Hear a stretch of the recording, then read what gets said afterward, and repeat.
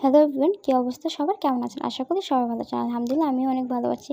আজকে আমার আম্মু বানাবে টমেটোর সস, সেটাই আপনাদের সাথে শেয়ার করব। চলেন বেশি কথা না বলে রান্না শুরু করা যাক। ফার্স্টে টমেটোগুলো ভালোভাবে সিদ্ধ করে নিতে হবে। সিদ্ধ হয়ে গেলে একটা ছাকনাতে ঢেলে নিতে হবে। আপনারা চাইলে এটা হচ্ছে হ্যান্ড ব্লেন্ডারে ব্লেন্ড করে নিতে পারেন, বাট ঠান্ডা হলে। যেহেতু আমাদের হাতে সময় কম ছিল, আমরা ডাল ঘুটনি দিয়ে ভালোভাবে মিক্স করে নিয়ে ছাকনাতে ঢেলে ভালোভাবে ছেঁকে নিচ্ছিলাম। আমার টমেটো সসগুলো ছেঁকে নেওয়া হয়ে গেছে। এখন আমি একটা গামলাতে ঢেলে নেব। একটা গামলাতে সসগুলো ঢেলে নেব, দেন ভালোভাবে মিক্স করে নেব।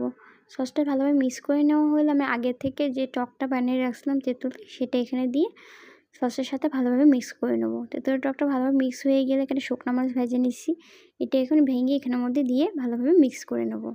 ভাজা শুকনো মরিচগুলো এখানে আমার দেওয়া শেষ। এখন সসের সাথে ভালোভাবে মিক্স করে নিতে হবে। এটা মরিচের যে খোসাগুলো আছে একটা ছাকনার মাধ্যমে এগুলো ছেঁকে আমি নিয়ে নিচ্ছিলাম। এখন আমি চুলার উপর কড়াইটা গরম হওয়ার জন্য দিয়ে দেবো। কড়াইটা যখন হালকা গরম হয়ে যাবে, এখানে সসটা দিয়ে ভালোভাবে নেড়ে চেড়ে দেবো, দেন কিছুক্ষণের জন্য রেখে দেবো। আর হ্যাঁ, কিছুক্ষণ পর কিন্তু নেড়ে দিতে হবে, সসটা যাতে কোনোভাবে লেগে না যায় এদিকে খেয়াল রাখতে হবে। সসটা যখন হালকা বলক চলে আসবে, এর মধ্যে আমি স্বাদ মতো চিনি দিয়ে দেবো। একটু চিনি দিয়ে জাস্ট ভালোভাবে নাড়তে হবে। একসাথে চিনি দেওয়া যাবে না, তাহলে লেগে যেতে পারে। এটা কিছুক্ষণের জন্য রেখে দেবো। কিছুক্ষণের জন্য রেখে দিয়েছিলাম, দেন আবার এসে চেক করতেছিলাম লেগে গেছে না। এই তো এখন চিনি দিয়ে ভালোভাবে আবার সসটা ভালোভাবে নেড়ে নিতে হবে, যাতে কোনোভাবে লেগে না যায়। এখানে আমার চিনির পরিমাণটা দেওয়া শেষ।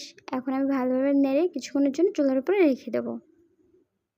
এখানে আমার ছোটো বোন চেক করতেছিল মিষ্টি হয়েছে কিনা। ও বলতেছে আবার একটু চিনি দিতে হবে, দেন আবার একটু চিনি দিয়ে ভালোভাবে সসটা মিক্স করে কিছুক্ষণের জন্য চুলার উপর রেখে দিলাম। এখানে আমার চিনি দেওয়া শেষ। আমি কিছুক্ষণের জন্য ঢাকা দিয়ে রেখে দেবো। আর একটু পর চেক করতে হবে সসটা যাতে কোনোভাবে লেগে না যায়। চুলার আঁচটা অবশ্যই মিডিয়ামে রাখতে হবে। বলতে আমার সসটা অনেকটাই হয়ে গেছে। আমি আরেকটু নেড়ে দেবো, দেন কিছুক্ষণের জন্য চুলার উপরে রেখে দেবো। আমার সসটা কিন্তু হয়ে গেছে। পুরো রাত রাখার পর আমার সসের কালার কিন্তু এরকম আসছে। তো আজকের ভিডিও এখানে শেষ। সবাই ভালো থাকবেন। আল্লাহ হাফেজ।